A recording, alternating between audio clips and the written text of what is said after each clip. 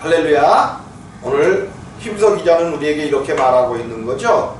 이제 하는 말의 중요한 것은 이 말씀이 뭐냐면 지금까지 히브리서 1장과 1장을 통하여 7장까지 한 모든 말씀 중에 이제 히브리 기자가 앞에서 많이 이야기한 것이 구원이 크신 우리 주 예수 그리스도에 대해서 이야기했고, 또 멜기세덱의 반차로 오실 그 예수님에 대해서, 특별히 아브라함을 통하여 첫 번째로 11절을 드림을 받는 그런 모습에 많은 이야기를 했는데, 그 많은 이야기들이 있지만 그 중에서 내가 이야기하려고 하는 말의 요점은 이라는 뜻이에요. 가장 중요한 일은, 내가 이제까지 한 말 중에 가장 중요한 것은, 여러분들이 뭐가 중요한지는 눈치를 채셨겠죠? 말의 중요한 것은, 말의 요점은 이러한 앞에서 설명한 모든 방법과 모양으로 나타나셨던 그 대제사장이 누구에게 있어요? 누구에게? 우리에게라고 얘기하지 말자고. 성경은 우리에게 썼지만 우리에게 있는 것이 아니라 누구에게 있어요? 나에게 그분이 계시면 이 땅의 모든 슬픔과 아픔과 고독과 우리를 어떠한 말로도 위로할 수 없는 모든 위로를 가지신 그분이 나에게 있는 것이다 라고 이야기하고 계시단 말이에요. 아무리 많은 말들로 멜기세덱에 대해서, 큰 대제사장에 대해서 많은 큰 구원으로 많이 얘기를 해왔는데 그 중에서, 그렇게 이야기한 것 중에서 가장 중요한 것이 그 바로 대제사장이신 예수가, 바로 그 예수가 나에게 있는 것이라. 이 사실을 여러분이 잊으면 안 돼요. 그분이 어떤 과정을 통하여, 어떠한 그런 것들을 통하여 나에게 있는가, 이것을 우리가 꼭 알고 우리 가운데 임마누엘 되신 그 주님으로 인하여 우리는 세상의 어떠한 역경도, 내가 힘들고 어렵고 답답한 일을 당하고 우겨쌈을 당하여도 넉넉히 이기며 승리할 수 있다는 하늘길이 보인다는 사실을 여러분 꼭 기억해 주시기를 주님의 이름으로 부탁을 드리겠습니다. 네. 이제 아브라함이 멜기세덱을 만났을 그때에 노략물 중에서 가장 좋은 것으로 드렸다라고 이야기하고 있는 거죠. 가장 좋은 것으로 11조를 드렸다고 이야기하는 거예요. 근데 우리는 가만히 한번 생각을 해보자고요. 성경에서 가장 좋은 것으로, 좋은 예물로서 하나님 앞에 가장 좋은 예물을 드린 자가 있는데 그가 누굴까요? 그리고 그 가장 좋은 예물이 뭘까? 여러분들도 가장 좋은 예물, 가장 좋은 것으로 하나님 앞에 드리시기를 주님의 이름으로 부탁을 드립니다. 그러면 그 가장 좋은 것을 드린 구약의 인물 중에, 또 신약의 인물 중에 가장 좋은 것으로 하나님 앞에 드린 인물이 있단 말이에요. 그 인물이 누굴까요? 물론 구약은 예표와 모형이기 때문에 사실은 구약에서는 가장 좋은 것으로 드린 분이 누구예요? 하나님 앞에 가장 좋은 것으로 드린 분 누굴까? 생각을 해봐. 네? 그죠? 아브라함이 이삭을 드린 것, 자기 약속의 자녀로 태어난 백세에 난 자기 아들을 하나님 앞에 드린 것, 그것이 가장 귀한 예물이겠죠. 가장 귀한 예물이란 말이에요. 그러면 신약에서는 가장 귀한 예물을 드리신 분이 누굴까? 마리아? 마리아가 뭘 드렸는데요?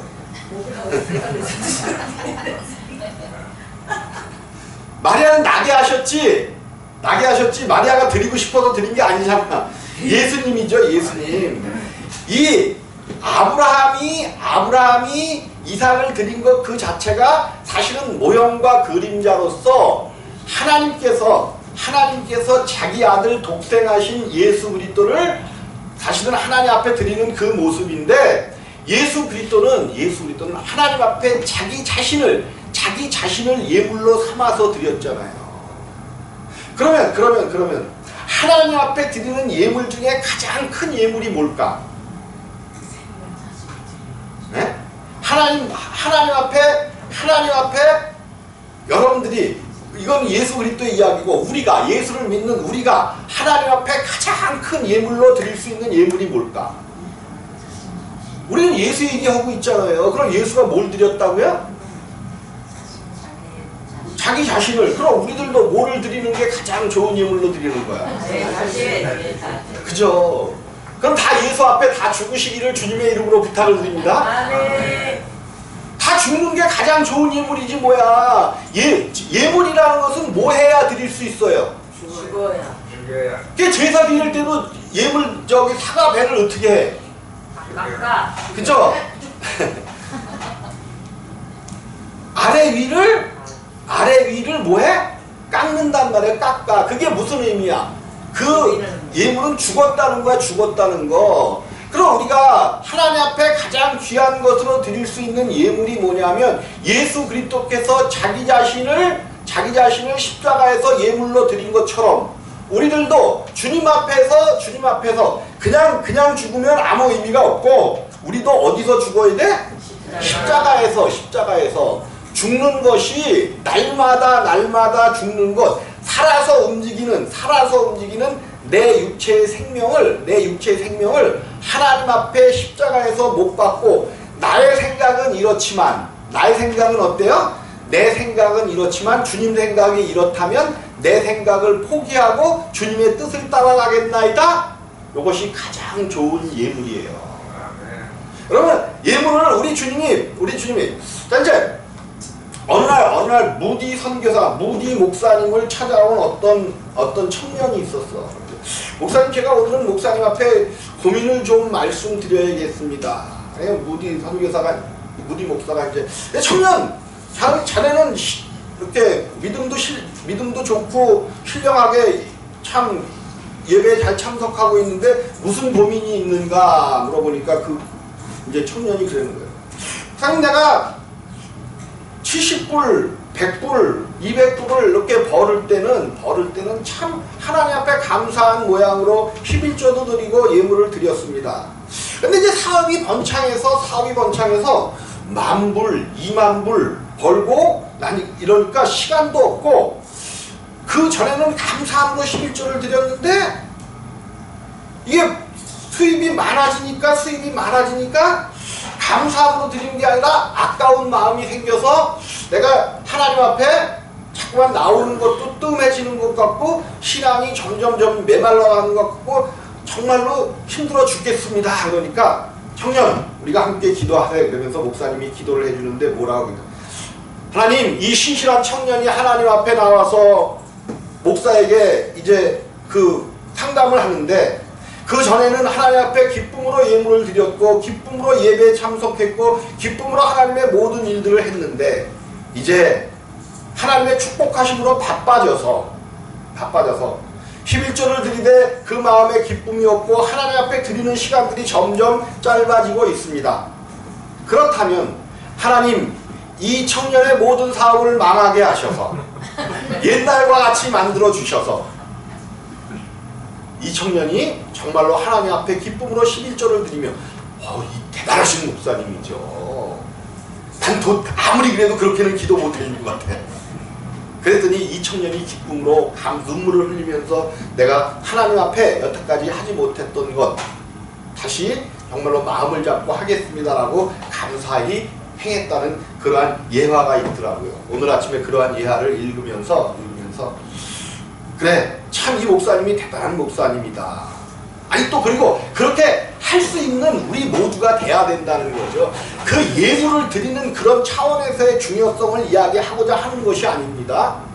가장 귀한 것, 나에게 가장 귀한 것이, 그래서 사실은 우리 주님께서 우리 주님은 다른 것 우리에게 요구하시는 것이 아니란 말이에요. 내가 너와 함께함이라, 너와 함께한다고 하신 그 속에는 내가 너를 위하여 십자가에 못 박혀 죽었고 너도 나와 함께 십자가에 못 박혀 죽었기 때문에 너의 가장 귀한 것을 받으시겠다는 거예요.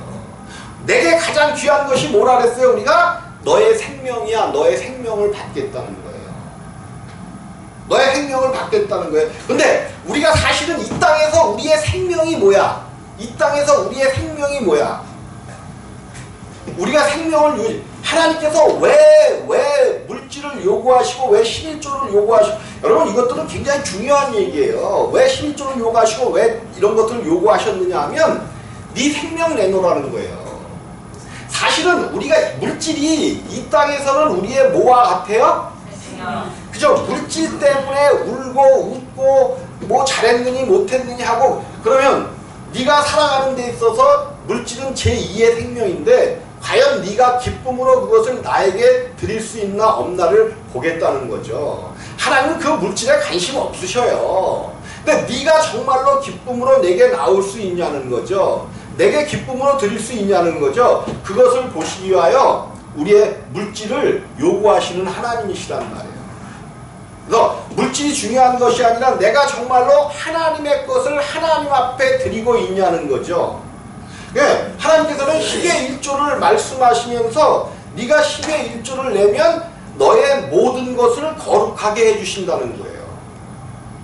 그러니까 우리가 정말 그래요.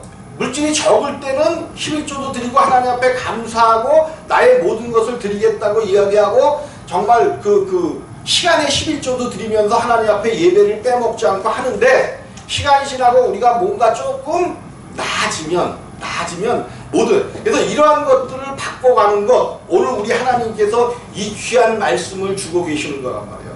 이제 하늘날의 중요한 것은 이러한 대제사장이 누구와 있는 것이라? 나와 있는 것이라.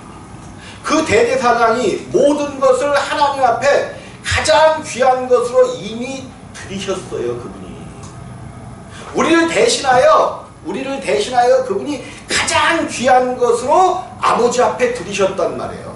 우리는 주님께서 모든 것을 하나님 앞에 드린 것을 믿고 그분을 쫓아가면 된다는 거죠. 그럼 오늘 그분이 누구신가를 우리가 잘 알고 있지만 그분이 누구신가를 또한 다시 한번 살펴봐야 돼요. 그가 하늘에서 위엄과 보좌 우편에 앉으셨으니, 그가 하늘에서 위엄의 보좌 우편에 앉으셨으니, 성경은 이런 것들을 이렇게 얘기해요. 보좌에 앉으셨는데 아버지 우편에 앉으셨느니라, 이런 얘기는 있어요 없어요? 성경에 하나님 우편에 앉으셨느니라 있어요 없어요? 하나님 우편에 앉으셨느니라가 없더라고요. 그래서 내가 이제 여러분들을 어떻게 보면 속인다기보다 성경 말씀대로 가는 거예요. 하나님 우편에 앉았다는 이야기는 위엄의 보좌 우편에 앉았다는 것과 똑같아요. 근데 아버지 우편에 앉았다는 이야기는 성경에 절대로 없습니다. 하나님 우편과 아버지 우편은 절대로 틀린 거예요. 틀려요. 예, 만약에 아버지 우편에 앉으셨느니라 이게 있다면 아버지 따로 있고 아들 따로 있는 게 돼. 근데 하나님 우편이라 그랬다는 것은 하나님 자신이, 예수 그리스도도 하나님 자신이기 때문에 위엄과 보좌로서 하나님 자신이 보좌에 앉아 있는 것이지, 하나님 우편에 앉았다 해서 아버지 따로 있고 아들 따로 있는 것이 아니라는 거죠. 그가 하늘에서 위엄의 보좌 우편에, 우리가 이것을 깨닫는 것은 굉장히 중요해요. 왜 그러냐면 한 분 하나님, 우리는 어떻게 해서라도 하나님을 한 분이신 하나님으로 믿고 그를 의지하고 그에게 가야 된다는 말이에요. 그가 우리 가운데 있다는 것은 한 분이신 그 하나님이 우리 가운데 보좌를 정하시고 계시다는 거죠. 그 다음에 성소와 참 장막에 부리는 자라, 이 장막은 주께서 베푸신 것이요. 성소와 또 참 장막에, 성소와 참 장막은 동일한 거죠. 성소와 참 장막에 부리는 자라. 우리가 물론 이 땅에서 이제 장막과 성소를 봤지만 그 성소와 장막이 아니라 성소와 참 장막을 이야기하고 있단 말이에요. 우리가 이해하고 있는 구약의 그 장막이 아니라 참 장막에 부리는 자라. 이게 이제 부리는 자라는 뜻이 뭐예요? 참 장막을 온전히 이루는 자라. 이 장막은 주께서 베푸신 것이요 사람이 한 것이 아니니라. 즉 하늘에 있는 참 장막을 이야기하고 있는 거죠. 그 하늘에 하늘에 있는 참 장막에서 이제 대제사장이 되셔서 우리를 위하여 날마다 하나님 앞에 단번에 드리신 그 예물로 인하여 날마다 하나님 앞에 대제사장이신 예수가 계시다는 거예요. 그럼 우리가 비록 뭐를 조금 잘못하고 잘못 이 땅에서 육신이 있어서 육신대로 산다 할지라도 주님은 그 참 장막에서 주님의 옆구리를 보이시고 주님의 못자국을 보이시면서 아버지 앞에 내가 저를 위하여 이렇게 피 흘렸지 않습니까? 라고 오늘 이 시간도 우리를 위하여 기도하고 계시고 예배하고 계시고 하나님 앞에 서 계시단 말이에요. 그러니까 우리는 이것을 온전히 기억하고 이것을 아는 것이 신앙이에요.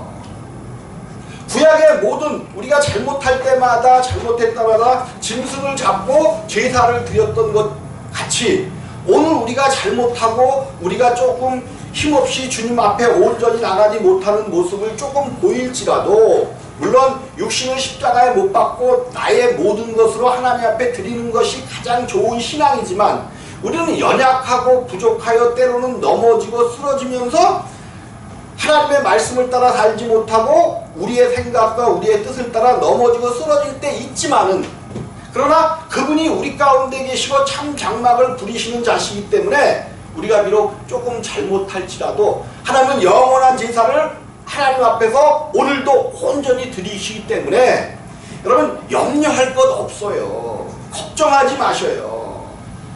근데 아무리 염려와 걱정하지 말라고 해도 걱정과 염려가 우리 가운데 몰려들면 우리는 그 가운데 넘어지고 쓰러질 수밖에 없다는 거죠.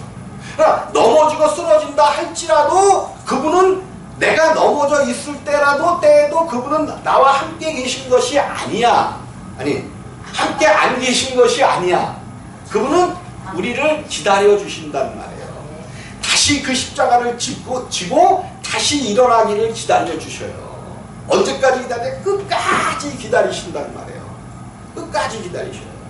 그러면 자기를 희생하셔서 자기를 온전히 십자가에 못 박으셔서 우리의 모든 것을 끝내주신 분이라니까요. 우리는 죄 때문에 항상 하는 얘기지만 죄 때문에 죄로 인해서 죽을 수밖에 없었어요. 아무리 내가 이제 하나님을 잘 섬겨야지 하나님 앞에 나와서 예배해야지 그러면서도 우리는 이 죄로 인하여 육신의 죄로 인해 또 넘어지고 쓰러진단 말이에요. 내 생각이 앞선단 말이에요. 근데 다시 우리가 하나님을 섬긴다. 자, 성소와 참장막에 부리는 자라 이 장막은 주께서 베푸신 것이요 사람이 한 것이 아니니라. 대제사장마다 예물과 제사를 드림을 위하여 세운 자니 대제사장마다 이 땅에 있는 대제사장들도 예물과 제사 드림을 위하여 세운 자라는 거예요. 자니 이러므로 저도 무슨 드릴 것이 있어야 할지니라. 예수님도 대제사장이라고 하니까 대제사장이 양과 소와 염소를 갖다가 제사를 드리고 예물을 하나님 앞에 소제를 드리는 것처럼 예수께도 뭐가 있어야 된다는 거예요. 드릴 것이 있어야 할지니라. 우리가 이미 들은 말씀이죠. 근데 우리 예수님은 그들은 이 땅에 있는 대제사장들은 예물로서 소와 양과 염소와 가루를 드렸지만 우리 주님은 뭘로 드렸다는 거예요? 자기의 몸으로 드리셨다. 우리에게 가장 큰 제사장이 있다. 그러면서 그 다음에 예수께서 만일 땅에 계셨으면 제사장이 되지 아니하셨을 것이니 이 얘기는 만약에 예수님께서 이 땅에 제사장으로 오신 거라면 제사장이 되실 수 없으셨다는 거예요. 없으셨어. 왜 예수는 대제사장이 될 수가 없을까? 이 땅에 오신 분이라면 왜 우리 예수님은 대제사장이 되실 수가 없으셨을까? 왜 그러냐면 대제사장은 무슨 지파에서 나야 돼요? 레위 지파에서. 근데 우리 주님은 무슨 지파로 오셨어요? 유다 지파. 이게 하나님이 다 숨겨놓은 뜻이 있는 거예요. 반드시 이 땅 대제사장으로 오시기 위해서는 레위 지파에서 나셔야 돼. 그런데 예수님은 유다 지파에서 나셨단 말이에요. 그 이유가 뭐냐면 우리 예수님은 분명히 대제사장으로 오시는 것은 확실한데 이 땅의 대제사장이 아니란 말이에요. 그래서 이 땅의 대제사장들은 예물과 어떤 제사를 드릴 때에 양과 소와 어떤 이런 것을 가지고 드렸지만 우리 주님은 가장 좋은 것, 가장 귀한 것, 무엇과도 바꿀 수 없는 자기 자신을 드림으로, 자기 자신을, 물론 예수님 입장에서는 당신이 자기 자신을 드린 거지만 하나님 입장에서는 누가 드린 거예요? 아버지께서 아들을 제물로 바친 거란 거예요. 이 크신 은혜가 하나님께서 나를 위하여, 우리를 위하여가 아니야. 우리를 위하여가 아니라니까. 이제 우리나라 말은, 우리라는 그 단어를 참 좋아하고 또 우리라는 단어가 참 좋긴 좋은 건데 누가 있어야 우리가 성립이 돼요? 그죠? 내가 없이는 우리라는 게 성립이 안 돼. 그래서 먼저 누가 있어야 돼? 내가 있어야 돼. 내가 있어야 돼. 내가 있어야 된단 말이야. 그 주님이 나를 위하여 당신의 가장 귀한 것을 주셨단 말이에요. 주셨어요. 그분의 생명을 우리를, 자, 만일 대제사장마다 예물과 제사드림을 위하여 세운 자니 이러므로 저도 무슨 드릴 것이 있어야 할지니라. 그 구약의 대제사장이나 이런 사람들은 한 사람을 위한 게 아니라 이스라엘 민족이라는 공동체 위에 세워진 제사장들이죠. 근데 우리 예수님은 달라요. 뭐냐면 그분은 오직 나를 위하여 세워주신 대제사장이야. 그분은 어떤 모든 민족 위에 이렇게 물론 이제 그래서 우리는 이 예수 그리스도를 믿되 알되 이분은 온전히 나하고 관계를 맺으러 오신 거로, 나의 생명을, 대제사장, 구약에 왔었던 대제사장들이나 이 사람은 모형과 그림자죠. 모형과 그림자로서 이스라엘 민족을 위하여 하나님 앞에 중보자로 섰던 거예요. 근데 이 예수 그리스도는 물론 온 민족을 위하여 오신 거죠. 근데 온 민족 전에 민족이 하나님으로 오신 것 아무리 믿어봐야 나하고는 아무 상관이 없어요. 그분이 나를 위하여, 개인인 나를 위하여 십자가에 못 박히셨다는 그 사건이 우리 가운데 믿어질 때에 그분은 철저하게. 근데 이 얘기가 내가 그냥 하는 얘기가 아니라 성경에 오늘 기록되어 있는 이야기를 내가 하고 있는 거죠. 어디냐면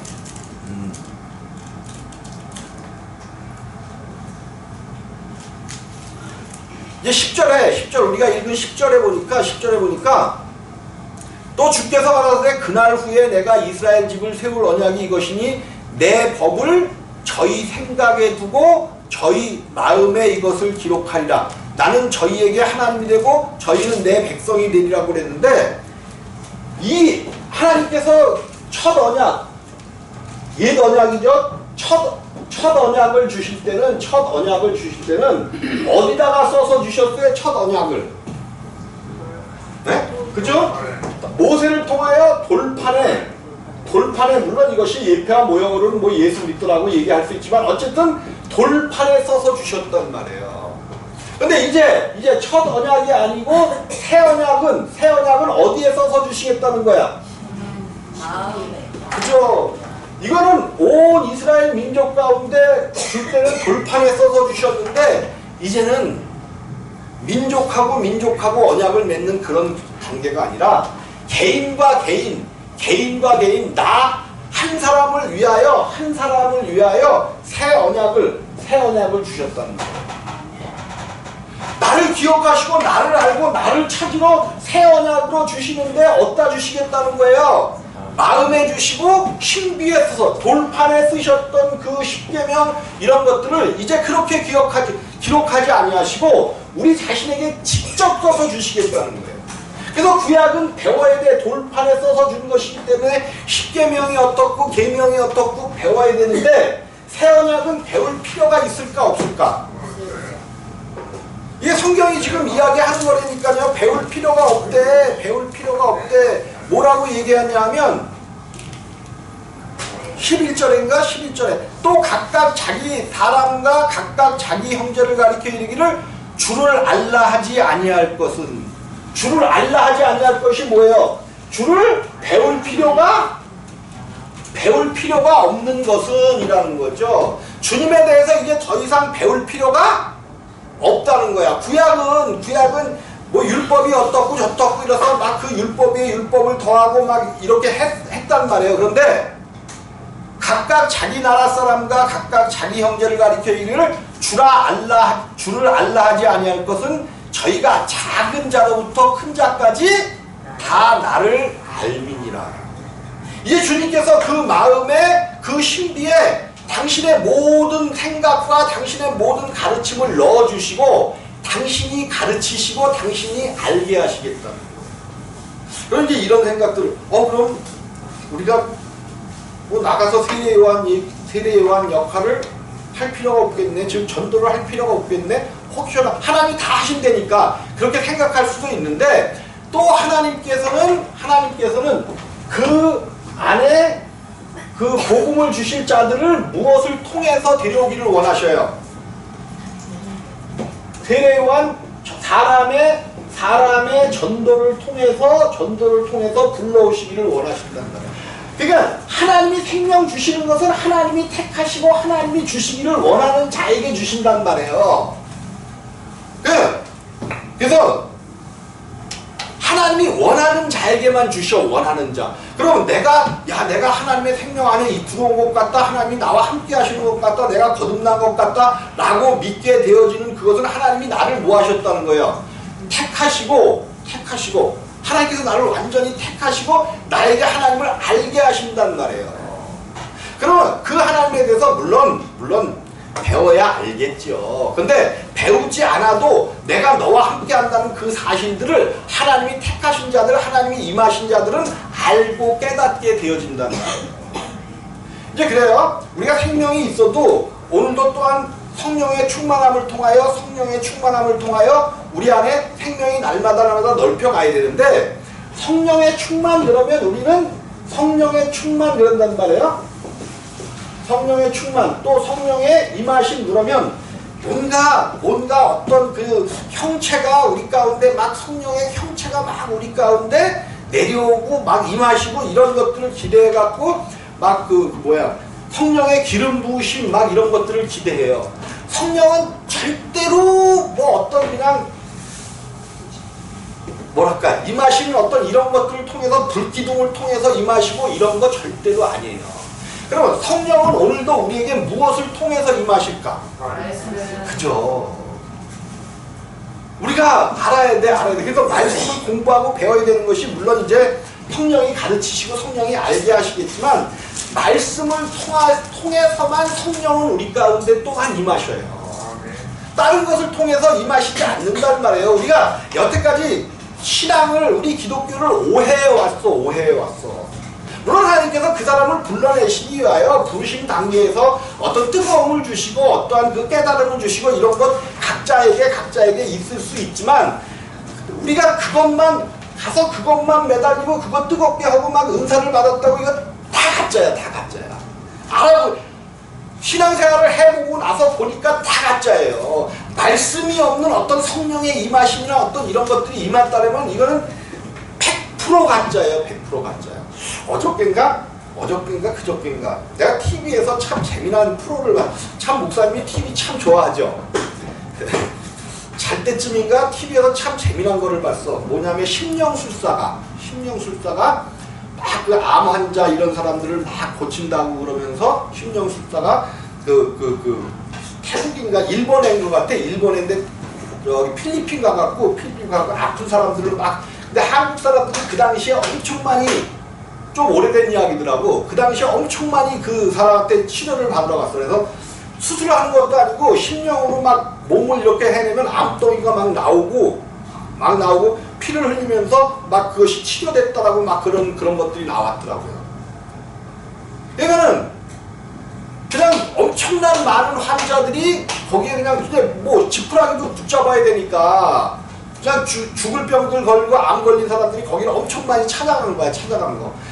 아무리 카메라를 들이대고 해봐도 모르겠는 거야. 모르겠는 거야. 이것이 가짜라는 거를 증명을 못하고 또 놔대는 사람도 있고 막 그러니까 이 증거를 못 찾는데 그러니까 그것이 알고 있다 팀인가 거기서 그냥 이걸 어떻게 알아내야 될까 그래갖고 여러 가지 방면으로 적어했는데 찾지를 못하는 거야. 근데 이 사람이 뭐를 배운 사람이냐면 이제 마술 쪽 어떤 그런 거를 배운 거야. 이 심령술사가. 그래서 그 많은 아픈 사람들이 엄청난 많은 돈을 내고 뭐 하루에 뭐 몇십만 원이래. 그 돈을 내고 거기 가서 저걸 봤는데 아무리 카메라로 비춰봐도 이렇게 하면 그 거기서 암덩어리 같은 막 불투물들이 막 나오고 피가 나오는데 아무리 카메라를 들이대도 알 수가 없는 거야. 알 수가 없어. 사람들은 미어 터지는 거야. 근데 가만히 이제 이렇게 그래서 각도를 바꿔보고 그 PD가 직접 가서 거기 앉아보고 그러니까는 그걸 해보니까 옆에서 각도를 잡으니까 그렇게 그 사람들은 이제 근데 특별히 아무 옷도 입지 않고 치료를 하니까 거짓말도 없는 것 같고 그랬는데 보니까 그 짐승의 어떤 그런 내장들이나 이런 걸 사다가 이쪽 손에는 이쪽 그러니까 뭐를 이렇게 붙잡고 하나 천을 이렇게 붙잡으니까 이쪽 손만 피고 이쪽 손 안 피면 그렇잖아요. 둘 다 붙잡고 있으니까 나올 때 이쪽 손에다가 피 묻은 그거를 이렇게 갖고 나오는 거야. 그래갖고는 이렇게 고치면서 그거를 문질러서 이렇게 하는데 모든 사람들이 다 속은 거예요. 몇 년 동안. 근데 그 짓을 어디서 했는지 알아요? 여러분 기억나나 안 나나? 여러분들은. 그것을 똑같이 행했었던 우리나라 기도원이 있었는데 예? 할렐루야에서 뭐 하는 모습 못 보셨어요?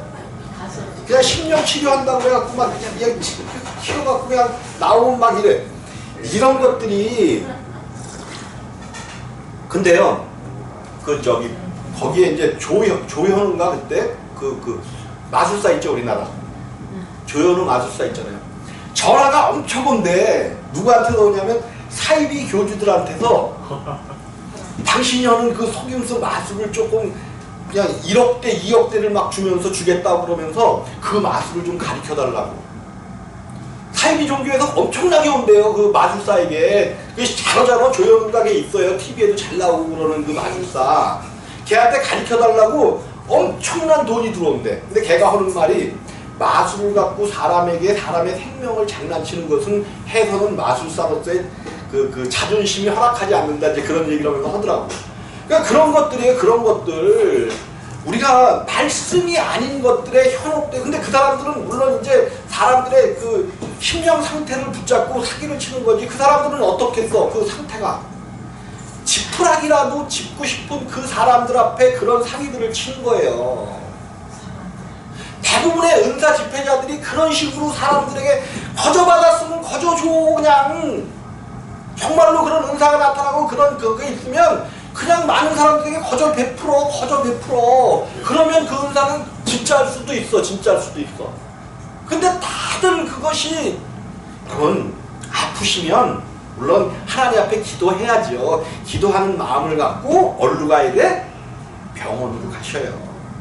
아프시면 기도하고 여기서 하나님이 고치는 질병들 엄청나게 많습니다. 또 여러분들이 마음의 평화를 얻고 마음에서 여러분 뇌파에서 기쁨의 도파민이 나오면 웬만한 것들은 다 고쳐져요. 근데 도저히 손쓸 수 없는 이런 것들을 마지막 그거에 저거 해가지고 그냥 어떤 그런 사람들 뭐 은사자들이 한다 뭐 이런 거에 절대로 가면 안 되고 봐서도 안 돼. 정말로 그런 아픈 질병들이 있고 그럴 때는 아픈 질병들은 병원을 찾아가서 정확하게 소견을 받고 그 의사가 하는 치료를 받으면서 하나님 앞에 기도할 때에 왜 하나님께서 의사를 또 이 세상에 낳게 하셨겠어요? 그것이 신유거든. 그러니까는 우리가 정말로 하나님을 믿는 우리들은 현혹됨이 없이 내 안에 누가 계셔요? 내 안에 그 큰 대제사장이 우리에게 있는 것이라 성경은 말해주고 있단 말이에요. 그러면 그분이 정말로 나와 함께 하신다는 그 사실을 믿으면서 나의 모든 사실은 그분이 다 이루었다 말씀하시잖아요. 우리 생로병사, 이 땅에 태어나는 것도 그분이 주관하신 거고, 늙어가는 것, 병드는 것, 또 죽는 것까지 그분 안에 다 있단 말이에요. 다 있어요. 그러니까 우리가 맡긴다 이야기하면 맡긴다 이야기해. 근데 맡기긴 맡기는데 그 상황이 우리가 늙어지고 병들고 죽는 상황이 들어오면 우리의 심령이 어때요? 심령이 흔들림이 없어야 신앙이 맞는 건데, 우리의 신앙은 이 땅에서 생로병사라고 썼지만 이 땅에서는 많은 고민들과 문제들과 어떤 이런 것들이 많이 있잖아요. 그러면 우리가 그런 문제가 생기고 고민이 생기고 그랬을 때 먼저 누구를 찾아야 돼? 그것이 하나님 앞에 가장 좋은 것으로 드리는 예물이에요. 먼저 누구를 찾으라고요? 하나님을 찾기를 주님의 이름으로 부탁을 드립니다. 내가 먼저 고민하고 내가 먼저 슬퍼하고 내가 먼저 아파하고 내가가 나오는 것이 아니라 그 내 슬픔이 주님 앞에 드려질 때 기쁨으로 변하고 감사함으로 변하고 그 문제를 반드시 하나님은 해결해 내신단 말이에요. 그 크신 하나님이 오늘 내게 있는 것이라 네게 있는 것이라라고 우리 가운데 말씀하고 계시다는 사실을 꼭 명심하시기를 주님의 이름으로 부탁을